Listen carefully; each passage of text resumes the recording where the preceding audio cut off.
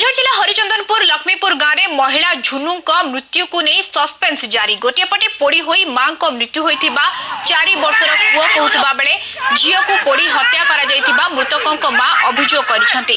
गतकाली राति प्राय 8:30 बेले एही घटना घटिछि। पारिवारिक कलह को परे लिटू महापात्रक घरे निया लागि जाइथिला। घर भितरु महिला चित्कार सुना जाइथिला। निया लिभाइबाकू गाँ लोके असमर्थ हेबारु अग्निशम बाहिनी आसी निया को आयत्त करिथिला। एथिरे झुनु पोड़ी जाई मृत्युवरण करथिले। घटना परे स्वामी लिटू फेरार रहिछि। पुलिस घटनार तदंत करूछि।